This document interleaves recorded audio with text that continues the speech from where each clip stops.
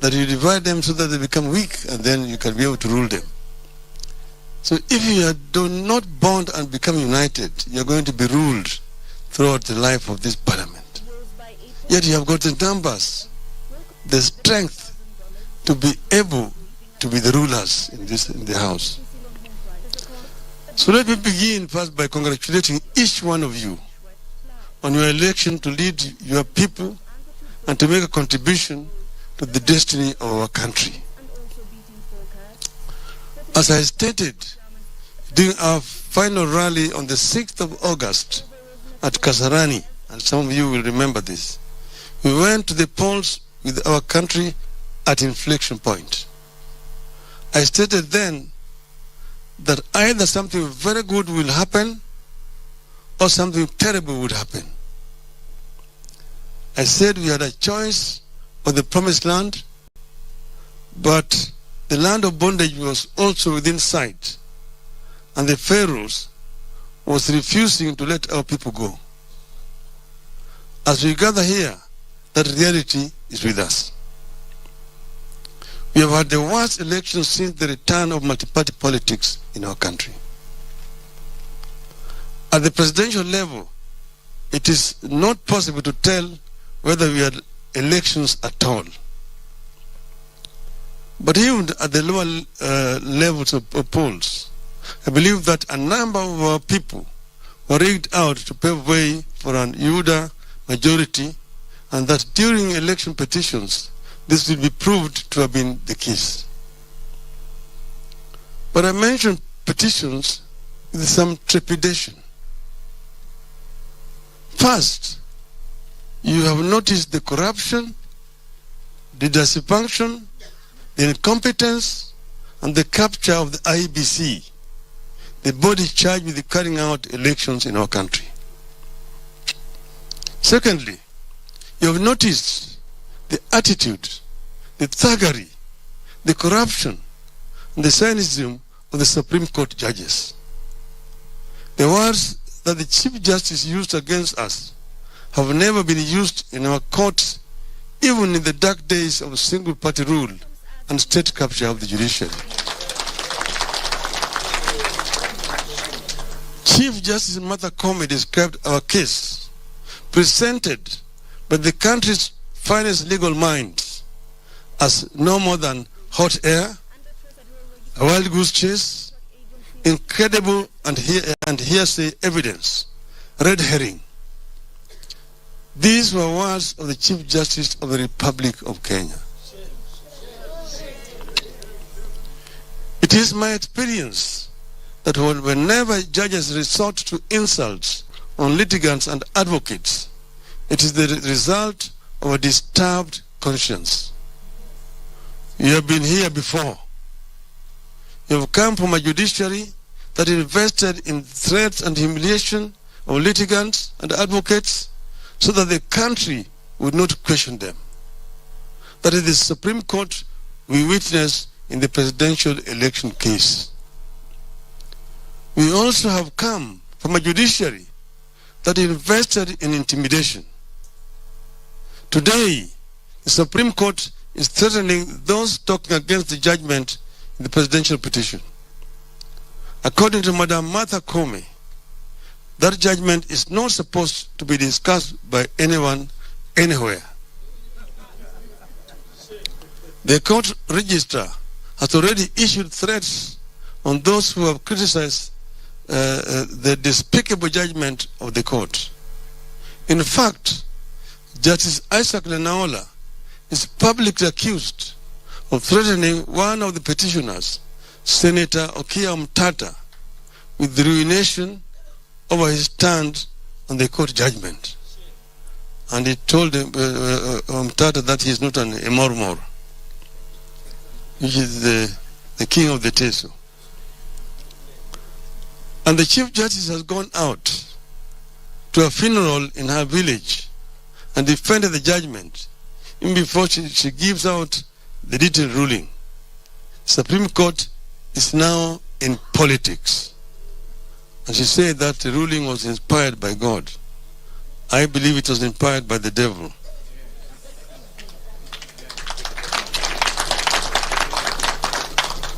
From our history as a country, we know this is an indication of a very disturbed conscience. It is the evidence of a court that sold its soul. The actions of the Chief Justice are clearly sycophantic. She has demeaned the dignity of the office of Chief Justice. In less than a year, she has destroyed what her predecessors achieved in 10 years. As if this is not bad enough, there's clearly a push by the executive to own the judiciary through illegal actions that amount to bribery. That is the reason for the rush to appoint 6 judges and to allocate money to the judiciary. That is the reason for the rush by the executive to allocate specific amount of money to the judiciary.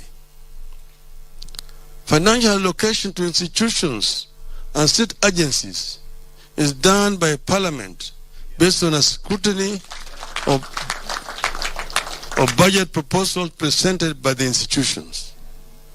In this case, the executive has given itself that role. It is a plain attempt to capture the judiciary through bribery. How else do you say, I'm going to give the judiciary every 3 years, I'm going to increase your budget by 3 billion shillings. How do you know what the judiciary requires this year, next year, 10 years from now?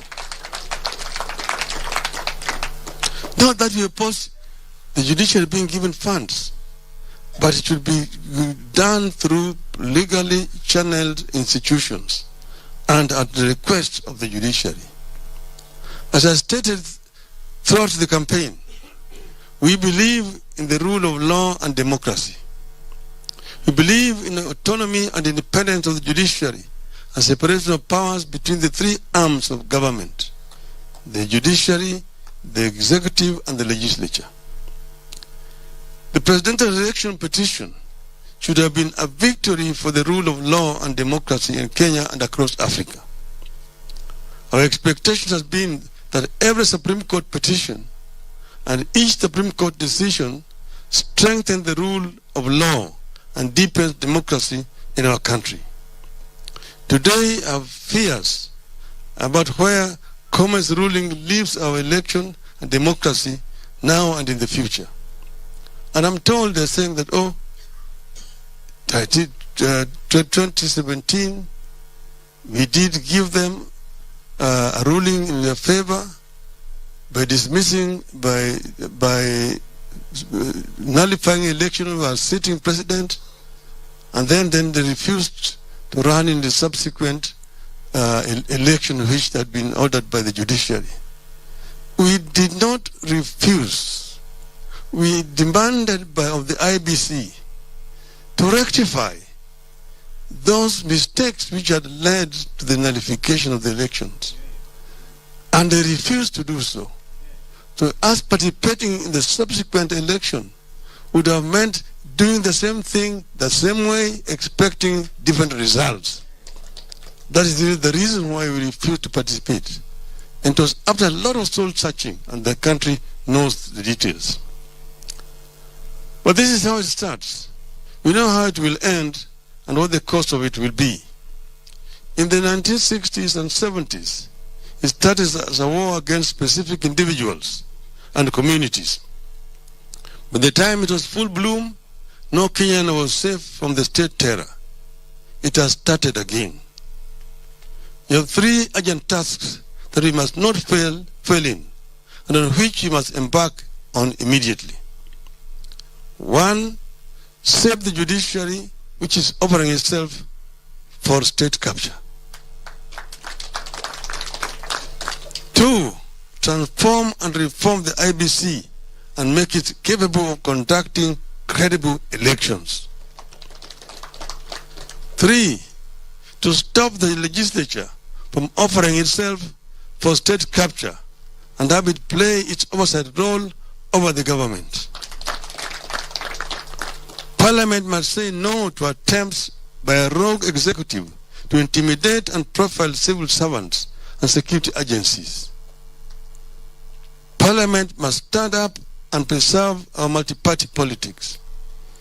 Like statements by Deputy President that the DCI has no business going to offices, DCI should wait. The DCI is not going to offices.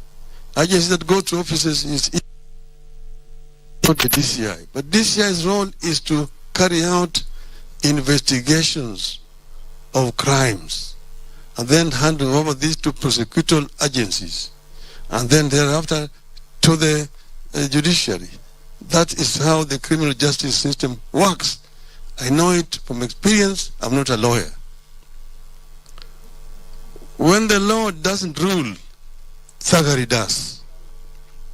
In a government awash with thugs, you must not sit back and watch as political control is being extorted over the judiciary, the prosecution, the civil service, and the police and election management body.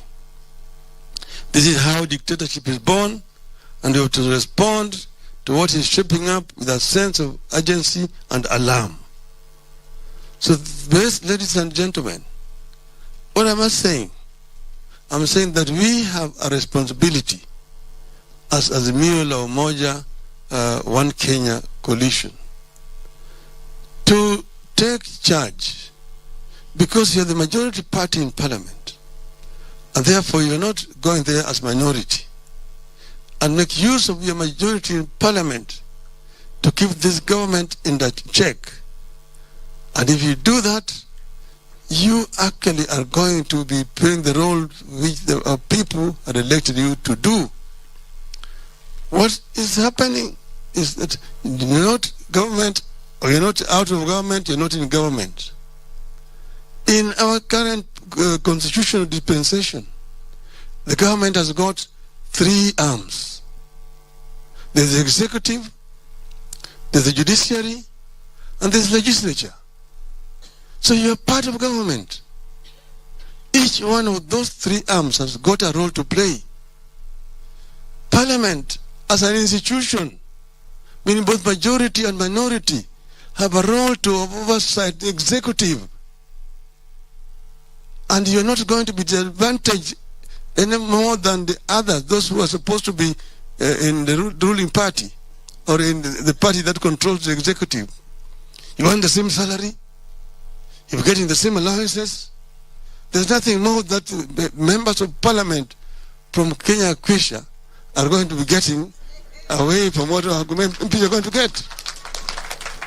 So what do you want to prostitute yourself to go and say, I want to be in government? Which government? The legislature is part of a government. It's another arm of government. Therefore, you have a role to play as a legislature. Therefore, don't somebody come to tell you, come to government. Which government? Do you want to become a minister in government? Is it going to make you a cabinet minister? That's when you become part of the executive, not part of the government, because the government includes also the legislature.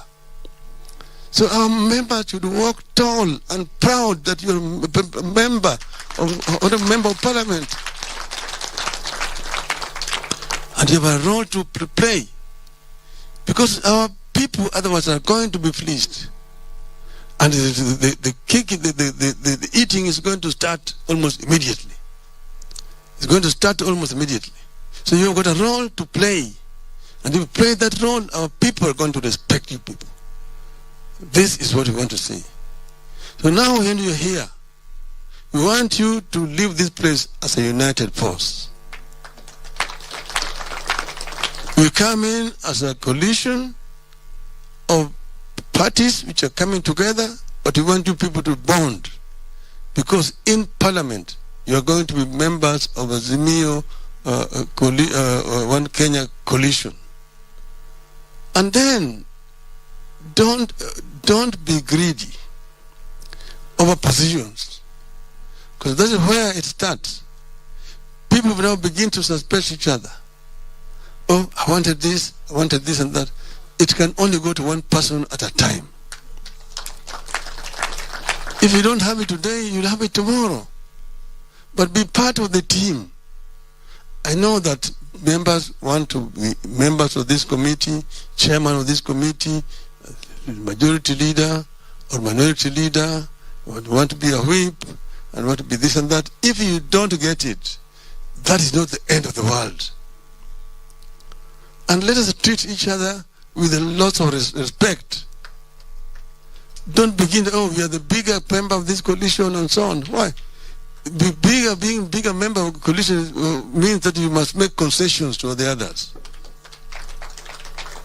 They always say, if you go and ask the German members of parliament, that in a coalition there in Germany, the smaller parties get more than their fair share, so that the coalition can stick together.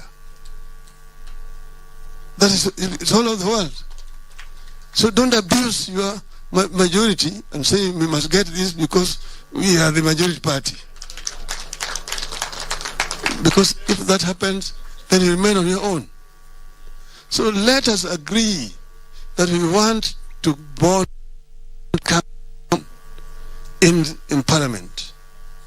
If you do that, then this coalition will survive, and it will be able to perform its role, and it will also be able to protect those who are not with you in parliament. In parliament. If you have put soldiers in parliament, if you give any weapons to go and fight on our behalf, if you begin fighting among yourselves, the enemy will overrun you. So you need to foster unity among yourselves. And you go out there. If you don't get this, be happy that somebody else has gotten it. And if it does not do it properly, we'll come and again it will change. We'll change again. This is what I want you people to agree to do. And if we do that, we'll be proud of you people. So I therefore want to thank you for attending this meeting today and urge you once again to remain steadfast. Be frank and talk to each other freely as you bond and become one unit of Azimio la Umoja. Thank you. Thank you very much, ladies and gentlemen. Azimio. Azimio. Azimio. Azimio. Asanteni sana.